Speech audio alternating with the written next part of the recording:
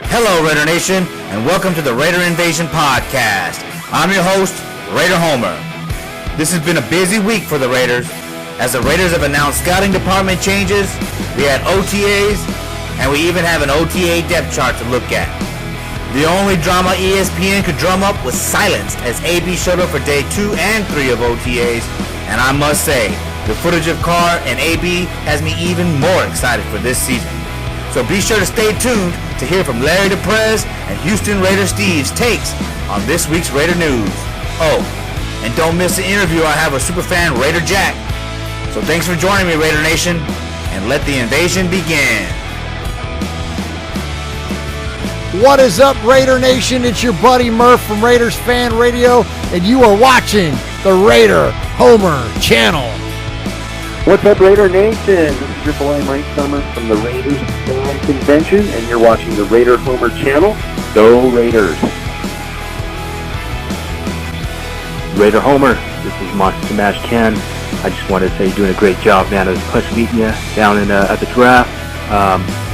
Keep putting out the good work, man. We need more of you guys around to represent the Raider Nation right. And look forward to meeting you at a game next season, or this season. And yeah, brother, take care. Peace out, Raider Nation for life. What's up, Raider Nation? This is Black Widow, and you are watching the Raider Homer channel. Hey, what's up? This is Raider Ty Brown, and you're listening to Raider Homer podcast radio show. What's up, Raider Homer? Raider Nation repping good.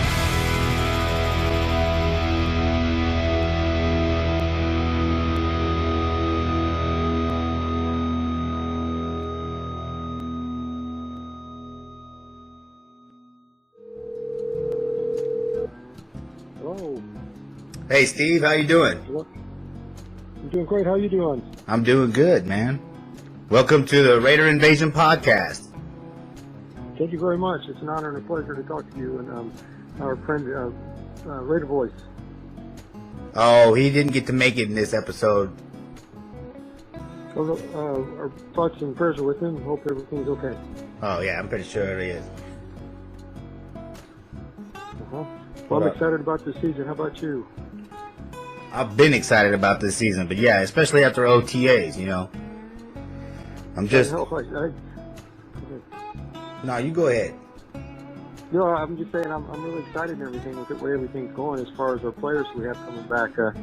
You gotta be excited about the defensive line and everything. And in charge is Princeton Buckner, working with Paul Gunther, of course some of the Cincinnati Bengals and everything. And I think our defense is revamped.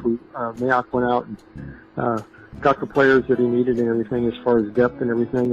Got, of course, Arden Key at defensive end. Behind him is Crosby and Ollie. Ollie was spoken by very highly by John Gruden. And then, of course, you got Hurst at defensive tackle with P.J. Hall. Vanderbilt is coming back. You also have Hankins at defensive tackle with Justin Ellis is coming back. And you have Farrell. Farrell's going to be replacing, of course, he was the number 4 pick. He's going to replace Bruce Irvin. And, of course, with the addition of free safety is Abrams going to be backing up Joyner. And then we got the two rocks in the middle linebacker. We got Brandon Marshall and Burfict next to each other. That's going to be some stability with Markel Lee. You got Joseph. This might be the last year of his time with the Raiders. And, of course, at the cornerback, you have Conley and everything. But you've got some players out there, and you have to think about this, too. If it doesn't work out with Arden Key, they're going to move Max Crosby into his position, but they're going to give Arden Key every chance to develop into the kind of player that they are. Wow, that was a lot. That was cool. Are you done? No, well, go ahead. I was just saying, and it looks good and everything. The thing that we were all sad to see Lynch retire and everything, and Doug Martin is the insurance policy, and he's going to be splitting his time with Josh Jacobs and everything. But I think eventually Jacobs will eventually have that with Jalen Richard in Washington. So it's going to be interesting. With the other thing is a lot of people look out for Waller, the tight end and everything, behind Carrier and Wilson and everything. And so it's going to be interesting, of course. And you got Brown and Williams. Williams is from San Diego, and they're going to stretch the defenses and everything out there. So it's going to be very exciting for Raider fans. And it's, as you know, Gruden goes to the two-back offense and everything, and they can, that's just, and of course, the tight end is a big part of it. Okay, hold on. Slow it down a little bit, right? You know what I mean? Let's slow it down. So let's go back to the beginning of John Gruden's press conference, right? Right. You know, we'll leave out the AB conversation because that's another conversation I'm going to have with the next guest. All right, but you know, let's start with Carr. What he was saying about Carr, right? That Carr has done a lot of good things for the Raiders. That with an improved supporting cast, you know, he'll be a great QB. You know, Gruden believes that. So I think that puts to bed this uproar that the Raiders need to get rid of Carr. Like, it's not going to happen. Obviously, it's not going to happen. You know, Derek Carr has put up incredible numbers in his 6 years, you know, in his career. Yeah, of course the wins aren't there, but the Raiders have been dysfunctional since, you know, John Gruden left. Let's just be honest about that. Even when we had the 8-8, 8-8 seasons, you know, that was surrounded with Tom Cable and his drama. You know, so we've been dysfunctional for a while now. That's not Carr's fault. So I think, you know, after this offseason, right, you know, remember, going back to the draft, right, everybody was talking about how, you know, we were going to draft Kyler Murray. We're going to get this guy. We're going to get that quarterback. We're going to replace Carr. You know, that didn't happen. Now, did it? Now, everything that they said, right, they said, Carr is our guy. Carr is our guy. They said, of course, if something comes up, we'll take a look at it, just like any smart coach would. But they've been saying that Carr is our guy. So it had to be somebody better than Carr. You know, and Carr can play anywhere. If he you know, he gets cut, he's going to be signed the next day. So, to me, one of my takeaways from the press conference is that John Gruden is tired of talking about whether Carr is going to be his quarterback or not. He's going to be the quarterback of the future. So exactly what a lot of people don't realize is that Carr is about 4,000 or 5,000 yards from having the all-time passing record for the Oakland Raiders, eclipsing James Taylor. Yeah, I know. That's how close he is. He's killing it. Let's see. He's got one of the best completion record percentages in yardage. Last year he had a phenomenal year considering what he was going through with the new system. So he's got nowhere to go but up. Actually, he's probably one of the best, if not the best, quarterback in the league. And we have to realize what this is coming from. This is coming from Mike Florio with Pro Football Talk. He makes money when he puts out these sensational stories. People like Colin Cowherd and all these people, Mike Wilbon and all these other Stephen people. Ass. They don't like the Raiders. Stephen A. You know, Blank Smith. Max Kellerman doesn't even watch the games. Well, he's going to be watching the games this year because he's going to be shocked out of his shorts that Carr's putting up the numbers, and then he's got to watch it because he has to because Carr's going to be phenomenal this year. Yeah, exactly. Like, you know, like you were saying, you know, Carr, you know, Williams taking the top off the defense. That's something that, you know, back to the press conference, Gruden was talking about how the NFL is full of, you know, today's NFL is RPOs, bubble screens, fly sweeps, and all that. But, you know, then he started getting into being able to stretch the field vertically and laterally or horizontally. Right. Which the vertical part, right? I mean, that goes back to Al Davis, does it not? You know, Al Davis loved to go deep. So, I mean, I think Gruden got the guy he wants to take the top off the defense in Williams. And so that leaves AB in the middle, you know, because they're going to have to drop those linebackers, you know, further out with AB working the middle, you know, because if Williams takes the top off, he's going to take the safety with him. So that leaves AB working the middle in my mind, and underneath will be Renfrow, you know, and I'm kind of excited to see what he can do. You know, there's a lot of good talk around that kid, you know, so I think Gruden and Carr are going to have a great season together. I think this is just the beginning of something great. You know what? As you know, Al Davis had no problem at all. He wanted people to fear his team, knowing that and on any down, not just second and third down, but first down, he was going to go for the deep threat, the long ball, and that started with Gerald Monaco. And probably even back to Tom Flores and Cotton Davidson and players like that. So, as we know, last year we had the vertical game, but we didn't necessarily have the horizontal game as much. It was near the twilight of Lynch's career, and we had Doug Martin did well, and Richard did well, and Washington did well when called, but we didn't really have a threat. Now, like you said about taking the top off the defense, we have a player in Josh Jacobs that can not only he's a great blocker, he's a great runner. He's a listener. He's soaking up all this stuff. We haven't had a runner like him since McFadden, before McFadden obviously goes all the way back to Mark McCallum. all the other greats like Con Daniels and players like that. But Well, I mean, yeah. We haven't had, great runners since Marcus Allen, but we did have Kaufman, Yeah, Napoleon Kaufman and what's his name? I forgot what his name was. Wheatley. Charlie Garner was pretty good. And of Gardner, course, we had that player that was from USC. That was Huggy Bear's son. That was Justin Fargas. Fargas was a serviceable back when needed. He did a lot of everything. He was a great back for what he did. For the situations they put him in. But it's going to be interesting because not only, like you said, you've got Brown, you have Williams, you have two deep threats. When was the last time you can remember the Raiders had two deep threats? What would be probably what's his name? Tim Brown, and of course we got Jerry Rice. Probably the last two deep threats that we had that stretched the entire field, and then we have the tight end in the role, and also Miller going across. So we have all these weapons now in place, and I think it's going to be exciting for you. I mean, yeah, I think we're going 10-6. Like Gruden said, they want to stretch the field. That's been their goal, right, since they've been putting the team together.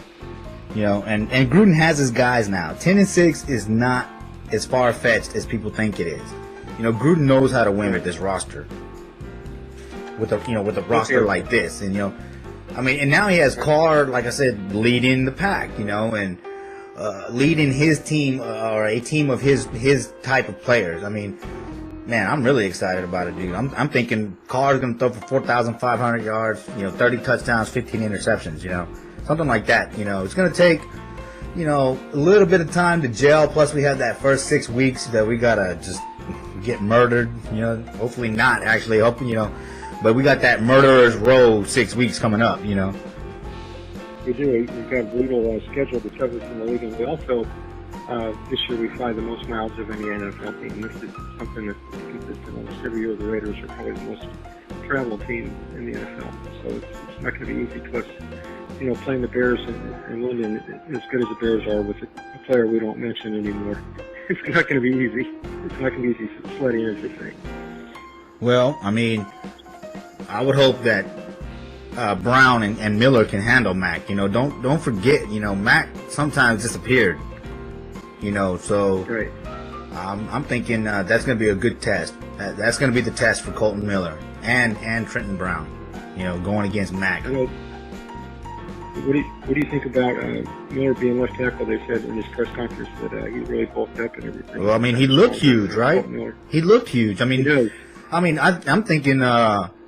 I'm thinking that last year, the strength and conditioning team, that it wasn't cutting it. We were getting pushed around. But right. Miller coming back this year and he's looking, stout, man. He's fucking huge. I mean, Brandon Parker's really picked up too, hadn't he? From what I've been hearing. Who was that? Brandon Parker, the one that's going to be back up to Brown at right tackle. Parker, yeah, he was talking. Yeah, he was staying with Gabe Jackson. Yeah, I mean, yeah, anybody's gonna get bigger if they stay with Gabe Jackson. What do you think about our Good at left guard, number 69? I like Good. The story with him is that he, I forgot what team he was with, but he was on another team, and he had a family member murdered. And so he took off to go be with that family, not that family member, but the rest of his family, to mourn his family member. And his offensive line coach was insensitive towards that, and he asked to be released, understandably. It wasn't a matter of, him not being able to make the cut. In fact, he, word is that he's a starting caliber guard, And so I'm comfortable, I'm comfortable with Good. I'm good with Good, because if all else goes wrong, then you can move Gabe. Hopefully Gabe would go back over to the left and then help Colton Miller, and then you still have Trenton Brown, who has more experience, that you can put somebody else over there, like Green's still there, or maybe Good will be better at the right side, but as of now, it's, Good on the right, or on the left, and Gabe on the right. So, I mean, they got a lot to prove on the left side, that's for sure. But, everybody, one thing that everybody was saying about Brown is that, was it Tom Brady's quick release that helped Brown? I mean, don't forget, Carr has a quick release too. So if Brady's quick release helped Brown, then Carr's quick release is going to help Brown. And, like Hunter Renfrow, right, they say he can get open quick. And so on a blitz, if he can break off his route, he's going to get hit first. That's going to help the offensive line. Or, if the play takes a little longer to develop, expect Jacobs to come out of the backfield with the ball. As much as that's going to upset the Raider Nation. But, if that's what has to happen, that's what has to happen. Right, to make it happen. Now, as you know, we had got a player by the name of Chaz Green that's slotted as number 2, and the person that I'm also looking at is Lester Cotton that we drafted. Actually, we didn't draft him. He was a free agent out of Alabama. They spoke very highly of him and everything this year. Lester Cotton Sr., he's a guard out of Alabama. He's a backup on left guard. Oh, yeah, okay, I see him. Yeah, I see him. He's listed third, behind Green, yeah. Uh-huh. Mm-hmm. Yeah, So the future looks bright. It does. It does look bright. Gotta wear shades. All right, so what are what's your prediction for this year? The record wise. I think we can go 10-6. Of course, you always have. I was looking at the schedule, and these are the tough games. Obviously, they're all tough and everything. Of course, we have to set the tone against the Broncos and go out and win decisively like we did the last game last year. Of course, Kansas City's week 2. It's at home, but it's Kansas City. They're always tough. They love to beat us. They got Raider week in Kansas City. We know all about the rivalry going back to Lenny Dawson days and Ben Davidson and put us still in the fight in Kansas City. Then the next week, week 3, it's Minnesota. I think that's a winnable game. Week 4, Indianapolis. That concerns me because the Raiders haven't won in Indianapolis since 2001. And when we played the Bears on the road, the last time we won against the Bears on the road was, let me get my notes here, 1993. It was the LA Raiders. So that's going to be a tough game. I think that's a winnable game, but it's going to be a hard game. And then, of course, week 7, we're playing the Green Bay Packers, and we haven't won in Green Bay since '87. That was the LA Raiders. And you know how Green Bay is. It's I don't want to say it's America's team, but it's one of America's teams, as well as the Raiders and Steelers and the Cowboys. So that's going to be tough. And then week 8, we're playing the Texans in here. We won our last 2 in 2011, the day after Al Davis died. I was at that game. In the 2013 game we won with what's his name? The quarterback from Matt Schaub. He's no longer with us. Matt Schaub through the interception to Huff in the end zone.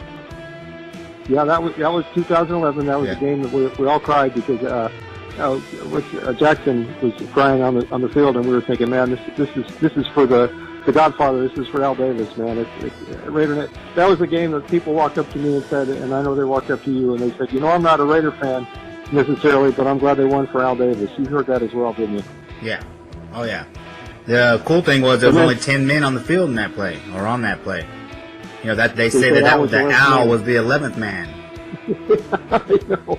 I was in the south end zone up in the upper deck watching that, and I couldn't believe it, man. I was really on pins and needles thinking, oh my gosh, we got to pull this out for Al. And when they showed Jackson crying, I was crying, and all Raider Nation was, because we were leaving the field saying, I've had Al Davis and Raider Nation's mind our whole lives, and now he's gone. It's like we're orphans again.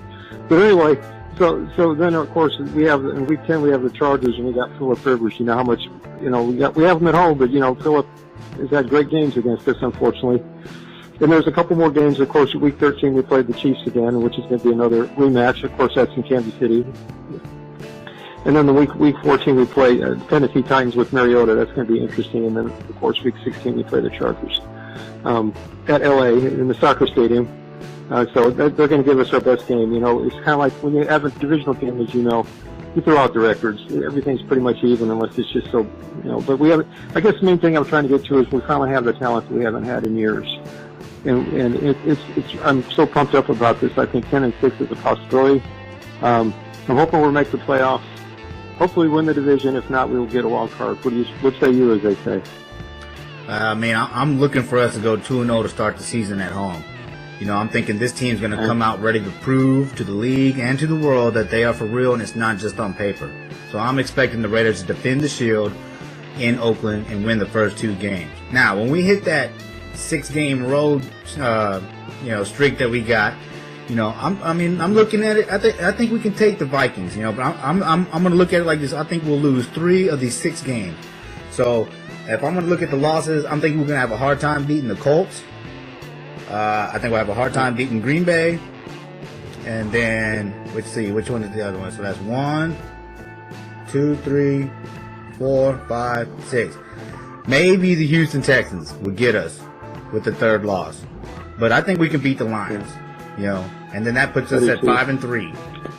So once we go into, I think we're going to split with the Chargers, so we're going to win at home with the Chargers versus the Chargers. I mean, so if I'm going to look at the rest of the schedule, we might lose. We're probably going to lose in Kansas City. We haven't won there in a while, you know. And then Tennessee might give us another loss, and then let's see.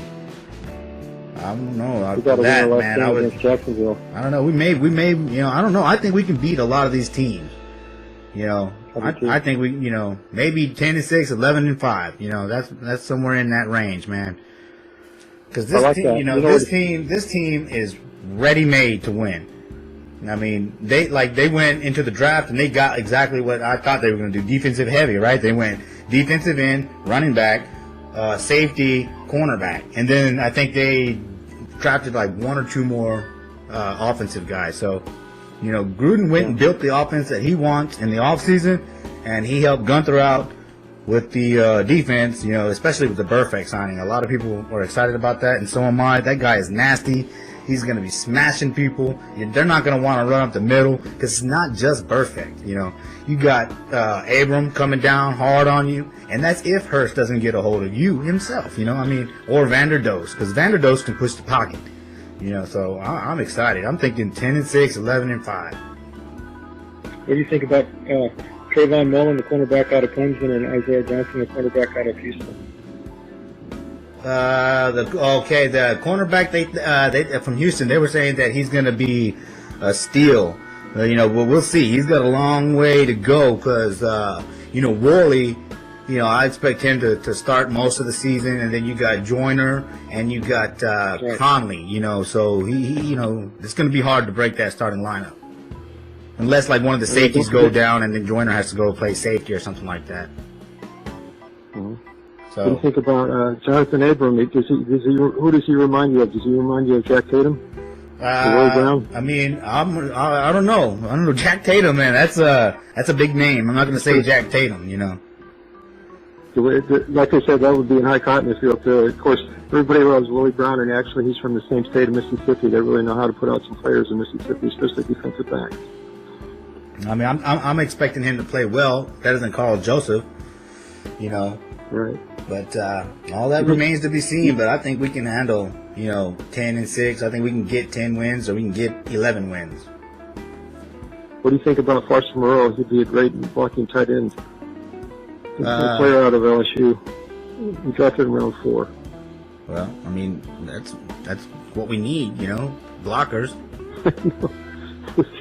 We missed Lee Smith and everything. He was a great player and everything, but I don't know if it was a salary issue or what it was. But I think that, you know, I'm pretty comfortable with that and everything. And of course, we all missed the tight end from last year. I think Darren Waller's going to be really good, dude, because he has that speed, you know. And think about that. What are the linebackers going to do when you got, you know, Renfro working underneath, and then you got Waller? What linebacker is going to be able to keep up with Waller? You know. Yeah, that's right. You can't cover them both. It's either one or the other. And another person, what about the running back out of Texas that was hurt? Chris Warren the third. The thumper? Yeah, he might be the sleeper. Look, man, I watched him play in Austin. I think that kid's going to do well for us. You know, I know that it was just preseason when he was running over people, but he was running over people. That's something you need. You know, you can't teach that. Either you're going to try to juke somebody or you're going to run through somebody. And he's one of those run through somebody type running backs, you know. Yeah, we need that. We do need that. As a Raider fans, we've watched other teams, especially the AFC West and the San Diego Chargers, do that to us. It's nice to be able to have the luxury of having a player like him that can return the favor back to the other teams, because we're used to them burning clock, you know, doing the power running game, you know, and winning games. How many times did you see the Chargers do that against us with a power running back like that? Too many times. I remember LT going crazy. I know he wasn't a power running back, but he went crazy on us for a long time. He did, and that was our problem. We couldn't get off the field. Yeah. Our Yeah, well, defense, this defense, you know? though, this defense is looking good. You know, when I'm looking at the projected lineup from OTA, you know, they got Josh Moreau and Clelin Ferrell as starters. You know, that, you know, especially with what Gruden said about Ferrell, you know, that he's a every down defensive end in a 4-3 defense, you know, and that, yes, we need to address the sack situation or lack thereof, but we need to stop the run first. And those two, you know, Josh Moreau was touted as a great run stopper. And now they got Clelin Ferrell. And, you know, when you have, you know, Jonathan Hankins or, you know, Maurice Hurst pushing the pocket and P.J. Hall and Vanderdoes, I mean, those guys are going to get their sacks. If we can get, you know, 4 to 7 sacks out of our defensive end each, man, we're winning some games.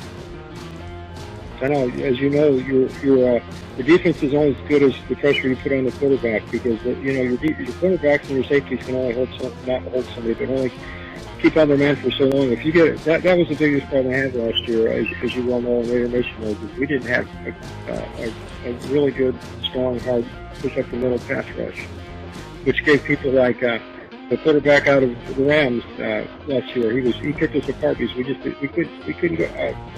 We couldn't get a pass rush, and that was that was our that was our biggest weakness when we had Mac. We had nobody, you know, pushing up the pocket in the middle. Nobody coming in the middle, right. You know, and that's why Mac was going around them all the time, you know. But if Mac would have held on for one more year with Hurst, you know, man, it would have been real good. But hey, I think Ferrell's going to be good too. I do too. I think what's amazing is with Ferrell and everything, they were watching him. For a very long time, Mac was, and then they said they're going to have a surprise pick. Another thing that I've heard from her is Williams and Allen and the other three that were rated higher at that time, they're all injured right now. So what does that say? I mean, I think it says that Gruden got the guy he wanted. Exactly.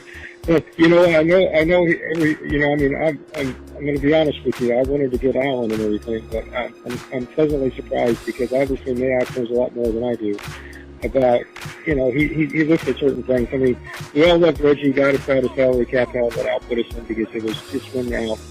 And I respect Reggie for what he did, but Mayock is, you know, Mayock's taking this team to the next level, because now what's happened this year? I mean, as you know, we only had 13 players from last year on this year's team.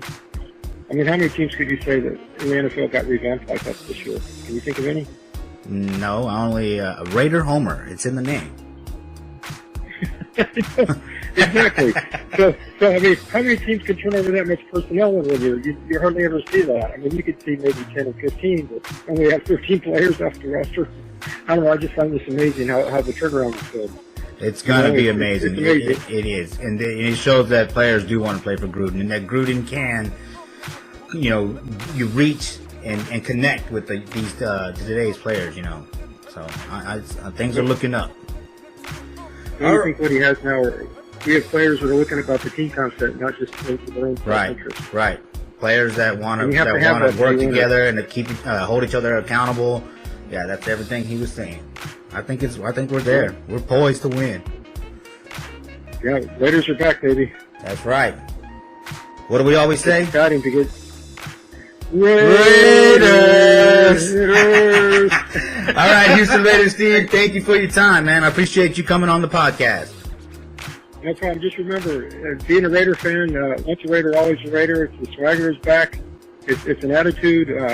Being a Raider fan, every day that we wear the shield and wear the silver and black, you know, couldn't be prouder to be Raider fans, and Raiders for life. And thanks so much, Raider Homer. You have a great holiday, you and the listeners.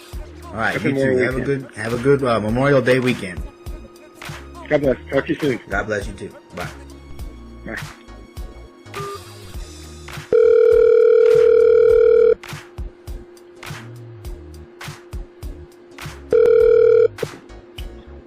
Hello, this is Prez.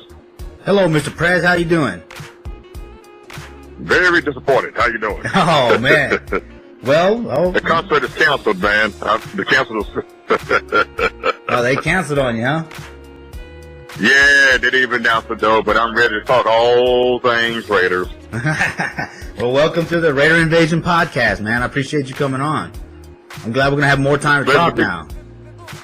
Yeah, we got plenty of time to talk. It's a pleasure to be here. I'm sitting here at downtown Memphis, Tennessee, in front of the Cook Convention Concert Center. Disappointed.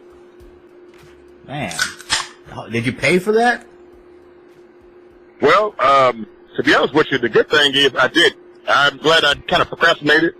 And off the subject, I guess I'll start going to California concerts. You know, they seem to be on the money. So, but anyway, it's a pleasure to be on the show, and I am ready to talk some Raider Nation stuff, and we can bypass the due diligence of me missing the concert before I go back on the boat to work. And pleased to meet you. All right, pleased to meet you.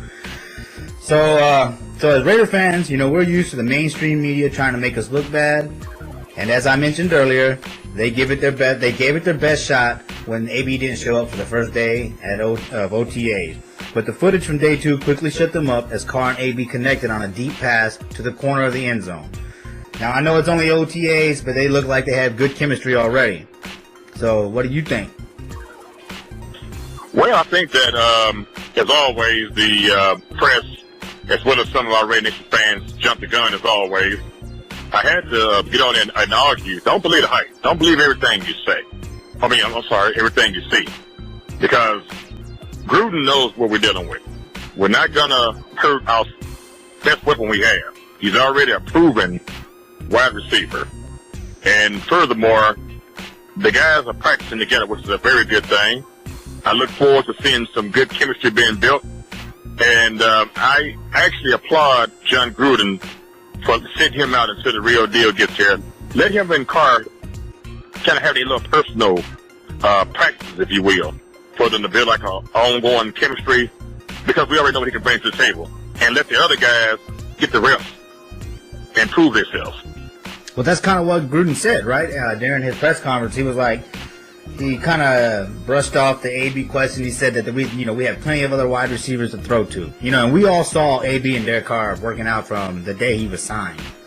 You know, so I mean, and the footage showed that when he came and he beat our cornerback and he's running, you know, to the end zone, and Derek Carr throws him a beautiful pass and he catches it in stride. That work is paying off. You know. Right. I agree, and like I said, you know, we're reading a little bit too much into it. It's just too early. And, you know, look at the guys that have been hurt over the seasons for meaningless training camp. We have to protect our assets. We have to protect our best weapons. This guy is the highly sought after, despite what he went through in Pittsburgh, despite what the media might say. And, yeah, he has diva antics. I mean, he's a star. But at the same time, his performance speaks for himself. Why on God's green earth will we risk hurting our weapon, our best prized possession, if you will, for meaningless training? We know what he brings. He has an outstanding work ethic. He trains. And I like the confidence that Carr has. I mean, I know that's another topic. We'll get on there later. But I also have to love this mojo and this moxie that Carr is developing. I make a prediction that Carr is going to surprise, and he's going to make believers out of these doubters, because he knows what's on the line. Yes. Hey, I'm a believer. I'm sold. You know? I mean, like I said, Carr's going to have a great year. He's going to have he's going to have a better year than he did last year as far as touchdowns and, interceptions. Or, most touchdowns, mostly touchdowns. I think he's going to have at least 30 touchdowns. And the interceptions might go up a little bit because of the new wide receiver core. But, I mean, Carr he's poised to have a great 3 seasons with AB. As long as they stay healthy, I mean, there's no way you're going to be able to stop those two. I mean, they could barely even stop Crabtree and Carr. You know, imagine trying to stop AB and Carr. Well, let's not forget the other second receiver we got, Williams. Yeah, I mean that guy. Him. Oh yeah, and I get teased about this a lot. I'm gonna tell you a quick little story. All right. And it's kind of corny, but it's very effective. I had this game by the way of NFL 2K5, and I've been playing this game ever since we had drafted the bust Jamarcus Russell. I bought his toy and his jersey. Yeah. Well, let me put this right here. every time we draft someone, and I put the attributes that guy has, the game normally is dead on, and folks laugh. And I told this to many people also too. I said, okay, well, according to this game, Jamarcus Russell, he can't throw the ball. And when we drafted Carr, I said, okay, he's kind of like okay, but he throws a lot of INTs. And now with the Williams guy, hey, he's been solid, man. I mean, I hate to say it, he's been doing better than AB, and AB has better attributes though. So you have it here at first home there, like I told Charlie Boots a long time ago, and I know it's a different show about the group. Usually I'm dead spot on. But we also have the guy that everybody's not talking about that we got from the Cardinals. He's a good slot. He has speed. Yeah, JJ. And he can burn. Yes. Yeah. I'm looking for him on the jet sweep. Oh, man. I'm looking for us to just go up, down, and do that vertical pass and stuff and just tire those guys out. And we did excellent on the draft, per se. I know that there's so much we can cover in so much little time, but we're looking pretty solid, sir. Oh, yeah. Oh, no, I'm stoked. I'm real stoked. You know, yes. Back to Williams, I mean, Williams is going to be that wide receiver that I wanted Aitman to be. You know, that big body that can go up there and high point the ball, you know. He can get it. And get it. Yeah, and bring it in. And bring it on in and cash it on in. And like I said, you know, we haven't seen a good wide receiver, and I hate to say it, since Tim Brown. Yeah. And Amari Cookies, as I call him, because he just gave up. And quite frankly, I didn't think he wanted to be a Raider anyway. They just might say, you know, his mannerism showed. And oh man. Yeah, Butterfingers Cooper is on my shit list, man. Oh man, he was on my shit list when we drafted him. I'm like, dude, you part of the silver and black. Could you at least please smile a little bit? Could you not look like you're at a damn freaking funeral? I mean, they had to make him stick. They had to do a retake. They had to at least make him try to smile, and he had to smile. And I told the guy, I remember I was sitting there talking to a buddy of mine, and I said, man, that guy doesn't want to be here. His body language and his expression says it all. He's like, okay, I'm drafted. I'm going to do what I got to do, but I don't want to be here, man. And at first, you know, he was there. He had potential, though, but he didn't have the enthusiasm. And that's what we're looking for. Somebody who wants to be there. Not somebody who wants to have a paycheck. Not somebody who just thinks they're doing us a favor for being there, but has enthusiasm for being the silver and black and putting us there. And I think AB has a chip on his shoulder. I know he's ready to make Pittsburgh pay for letting him go. And I understand he's hurt, and rightfully so. You know, he was the man, and Juju came in and, you know, outshines him. And sometimes it happens, man. It's a business. Well, I mean, yeah, sometimes you need to change the scenery. But, you know, now, you know, you brought up Pooper, Butterfingers Pooper, and AB. Let me, right. You know, to me, John Gruden swindled Jerry Jones, all right? He gets a first-round pick for Butterfingers Pooper, right? Then he turns around, and he gets AB, the best wide receiver in the NFL, for a third and a fifth, and then they sign AB, right? He becomes the highest-paid wide receiver. Screwing the Dallas Cowboys again, because now Butterfingers Poopers is looking for that kind of contract or more. Jerry Jones got swindled. Whereas the cartoon says, womp, womp, womp, womp. Yeah. We thank you for the first round, sir. We thank you very goodly and gladly, you know, if you will. And, you know, he had a few little high points in the Cowboys, but at the same time, I did see some drops. Yeah. Well, and, he had like a 3 or 4 game stretch, right, where he did real good, but then he disappeared after that, you know. Where Mr. Cookies, because I never call him Cooper, Mr. Cookies don't like to get hit. Nah. Mr. Cookies is soft. Oh, yeah. He's soft as butter on a baby's ass. And everybody that knows the prayers knows that the prayers is extremely hard on Mr. Amari Cookies. I just don't like that. I mean, how dare you come to the silver and black with that kind of attitude, pout, looking like, you know, oh man, I'm with the Raiders and stuff like that. And when Pac-Man made him into a personal little, whatever you want to call it. Oh yeah, smashed his head into his own helmet. Oh. Oh yeah, that was. I'm like, dude, you supposed to be. You supposed to get up like Crabtree swinging, bro. Yeah. You know, you crying. You know, like. Oh, but to make it worse, right? Then he comes out and he says, "Oh well, we squashed all that. We're friends now." Like what? You're friends with that guy? I rest my case. Yeah. You know, because if a guy smashes my head on national TV, We're fighting.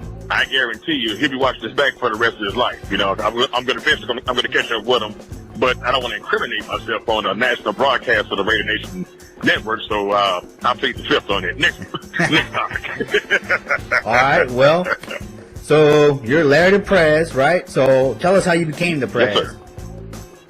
Well, it goes back into the Chucky Bowl, which we got swindled by the Patriots, the Tuck Rule era. Oh, man. I walked into this place by the name of Clicks Billiards, which is the headquarters of Memphis. And it was led by these two gentlemen, as police officers. Their name was Kevin Baker and Marcus Mitchell, whose son got drafted by the Vikings, by the way. His name is Dylan Mitchell. Little side note there.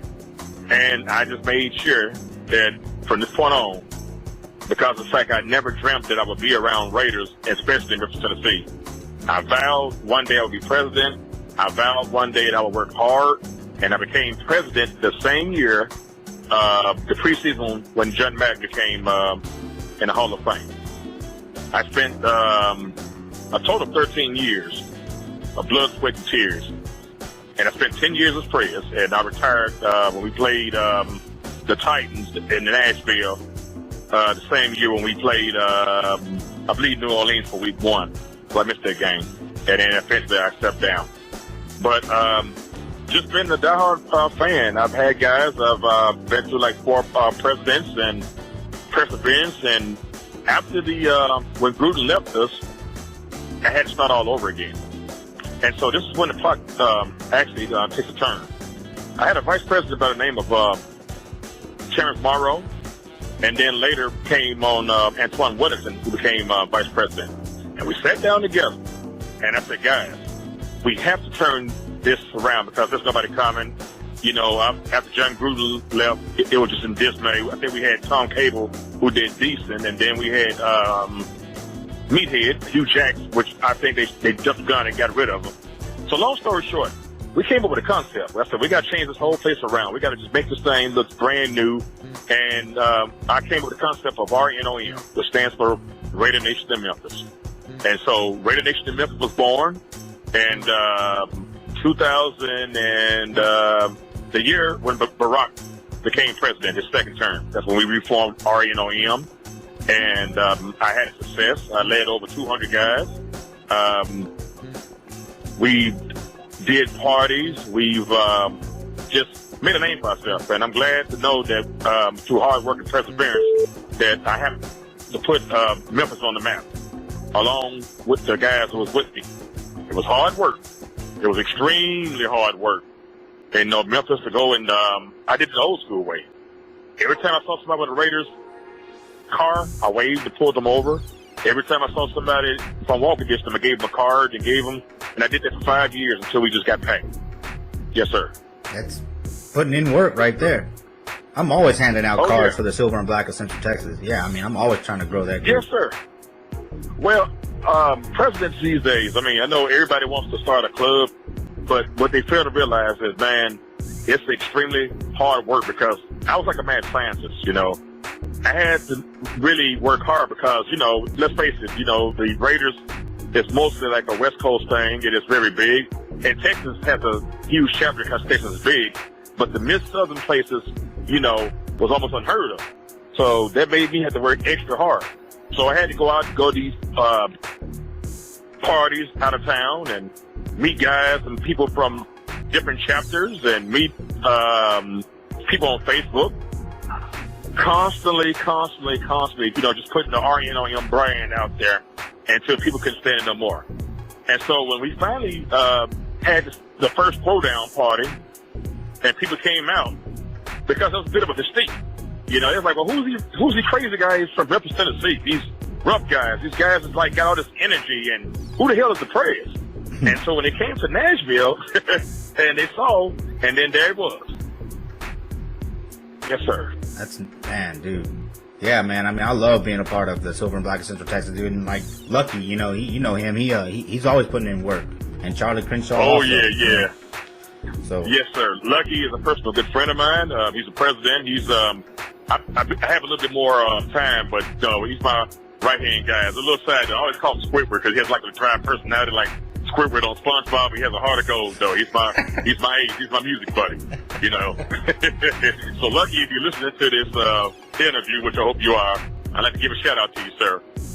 As a matter of fact, me and him, we hung out together at the Arizona game last year when we played in Arizona, and he came to the Prayers Throwdown party in Nashville for a little bit, him and his brother. So kudos. We're pretty cool. We're real cool, and one day I look forward to come by you guys' headquarters, which I vowed to do. And also shout out to his right-hand man, Mark. Oh yeah, man. Oh yeah. Whoa. That's a name we're not supposed to say, man. Oh yeah, He likes his privacy. Oh yeah, he's a good guy. He knows the Prayers very well, man. Like I said, we got some time together, and we very cool. I think he's about to go and get married, if I'm not mistaken, and so I haven't been hearing very much from him. And I actually missed Cali Mark when he was in Nashville. I didn't get a chance to see him because I know a lot of folks left on Saturday, and my party was Saturday, and but I had a nice turnout. And I would be remiss, but I also didn't add this also too, sir. My last tenure of being Prayers, I came up with the concept of it was short-lived. It was the Southern Alliance of Raider Nation, and that was basically all the presidents that was Ty, Lucky, Izzy. Yeah.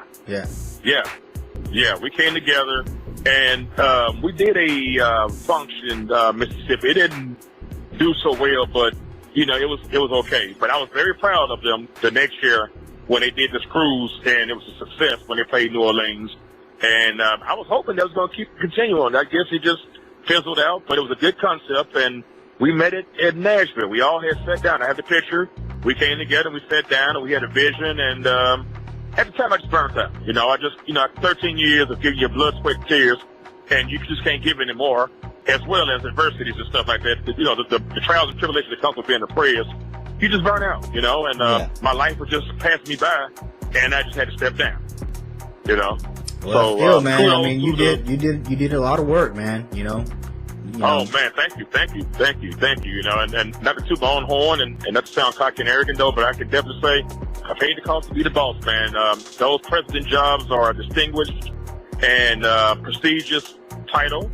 It takes hard work, and it takes more than just saying that, hey, I'm president and I'm such and such. You have to show it. You got to get out there and put in tremendous work and deal with multiple personalities. You have to deal with the politics, and you also can't be afraid of being the bad guy. Because, let's face it, you got to crack some eggs to make some omelets, man. I had that saying and stuff like that. And I lost some good friends, and for the better of the club, I had to ask myself, well, which one is important? You leaving a mark on your club, or you leaving some guys behind that's not committed to the vision of your craft or what you want to do? Because either you want to be professional, which we are on the National Registry of Raider Nation. And, it's a lot of hard work done. Yes, sir. Yeah, I mean, I was talking to Ty in episode 5 of the Raider Homer Superfan show, and, he was talking about, bringing the Southern Alliance back. So that's something that, I'm looking forward to helping with too, So I don't think that's done yet. I don't think it's done. I think that, if people get together and share ideas and and work together in a positive way, and when it was there, we all were. I was brand new. Ty was brand new. Jennifer was extremely brand new. She was down there. Lucky was there, and it could have been big by now. I mean, that's almost like 3.5 years now. I mean, by now it should have been cemented, and but. Sometimes, man, you got to get together and you got to play as a team, and you got to kind of like put egos aside, and you got to like be on the same accord. And that's what I don't want to say nothing bad about it, because I know there's a lot that comes with the territory, though. But it was a great concept, and I wish him very well. And hey, I'm on board with it. I mean, it was my idea, and I'm very proud that these guys came along and helped share the vision. I wish that we could have got done more, but they also, at the same time, I wasn't 100% president as I was back then, because I was dealing with a whole lot I was burnt out. I came back from Texas, and I tried to save Raider Nation Memphis from fizzling out, / trying to do SARN, which is Southern Alliance of Raider Nation, and I just gave out, So it's a lot that goes with it, my brother. Well, thank you for your work, man. Oh, it's my pleasure. My pleasure. And thanks for coming on the podcast, man. It's been great talking to you. I look forward to having you back on, man. Well, thank you. And before I go, I'd like to say something to the Raider Nation. I'd like to address them, if you will. Raider Nation, we are in a rebuild process. Yes, we have weapons and we have new guys. No, we didn't get the guys who you want. And at the end of the day, it's production. But dare I say this much right here, Raider Nation. Sit down, relax, be cool. We have the ingredients. We won't be tanking this year. You will see the real deal. You will finally see Chucky come out of his shell. He held back last year. That was not the Chucky of old. Right. Because we were tanking. And I am a firm believer that, I didn't even see Chucky hitting him out his ass for messing up. So that let me know, he's okay. Well, look, we know what we're doing. We need these picks. We need these first round picks, and we need them like yesterday. But this year, and I'll say this with severe confidence, we will be better despite the schedule that they gave us. We will be better despite the naysayers and the doubters. And sometimes people, you have to get on board and be very appreciative of your team. You can't please everybody. And you're not going to get everybody who you want. The guys that you also happen to root for are injured now. They're injured. The 3 guys that everybody cried and wanted are injured as we speak right now. And they haven't even started preseason. So let that sit in. And with that being said, Raider Nation, I look forward to a solid year. I look forward to a better year. It has been an absolute honor, privilege, and whatever else to describe to be on this podcast. Yes, sir. All right. Well, thank you, man. I really appreciate your time. Thank you, my man. And I look forward to meeting you, and I will be at your chapter. And you tell all the guys up there at SCBT that prayer says hello, and especially my right-hand man, Mr. Pace, and God bless. God bless you, too. So long, Raider Nation. Raiders! Raiders! So says the prayers, baby. So says the prayers. All right, Prez. Thanks.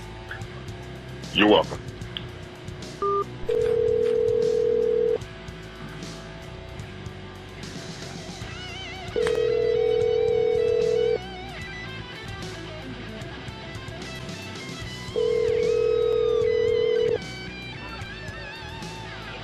Hello.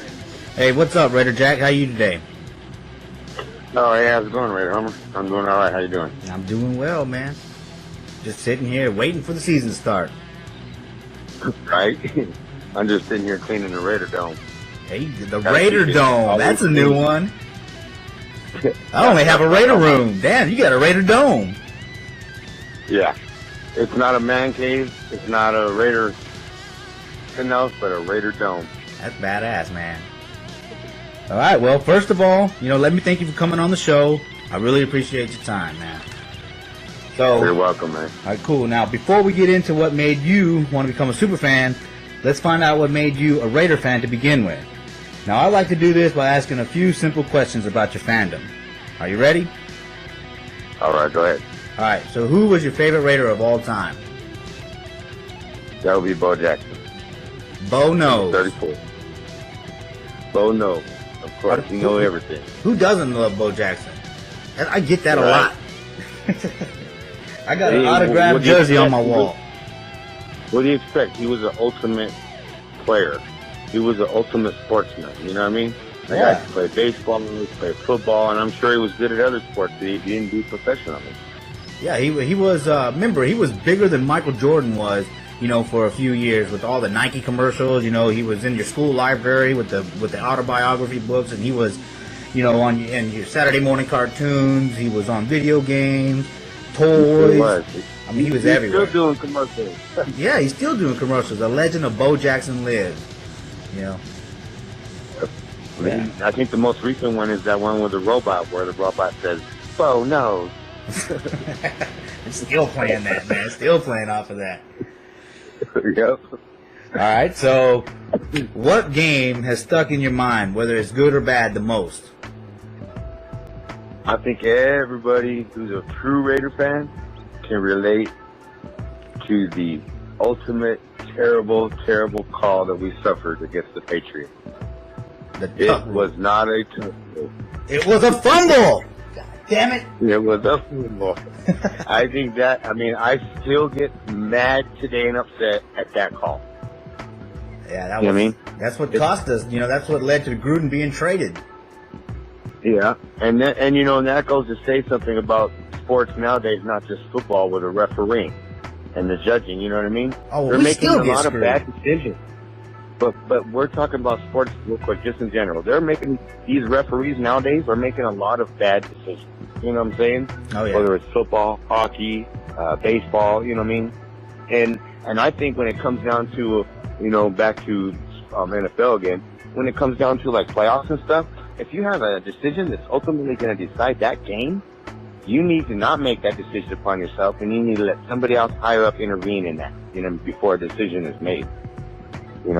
So you're for the new penalty replay?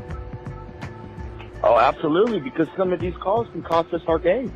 Whether it's the Raiders game that we're going to win, or it's another team that's going to beat us, or another team playing, for that matter, somebody else. It doesn't matter. If it's a game decisive decision play or penalty, somebody else needs to intervene, and they need to really look at that call and replay before the man on the field makes the ultimate decision. Because lately it's been proven wrong. Been proven that these referees and umpires are making split decision, wrong decisions. It's costing playoff games, Super Bowl appearances? Super Bowl games. It was a fumble. It was a fucking fumble. Yeah, all right. So, moving on, right? What? Go ahead. I think everybody can agree upon that one. Most people. Yeah. Oh, yeah. All right. So, moving on, right? Let's hear your favorite Al Davis story. Well, until recently brought to my attention by somebody, I've always thought that there was a story rolling around about Al Davis, Marcus Allen, and Marcus Allen back in the days, how he wasn't treated right by either the Raiders or Al Davis, and or both. I was a little bit young when that was going on, but I was still a Raiders fan. I became a Raiders fan in 1982. So I think the story that went around saying that Marcus Allen had something to do with Al Davis' daughter, when come to find out, somebody informed me that Al Davis never had a daughter. Well, that's the story I've heard for years. Whether it was his daughter or granddaughter. So that's my story about Al Davis. Well, I'm not sure. I don't think he had a daughter, but it could have been anybody in his family that was, Marcus might have been messing around with, and I can see that pissing off Al Davis. Yeah. I don't know how much truth there is to it, but that's the one I always seem to recall when I think of Al. Well, whatever led to that, bad, bitter taste between those two, I wish it wouldn't have happened, because Marcus Allen came back and beat the shit out of us. He sure did. he showed us what we could have had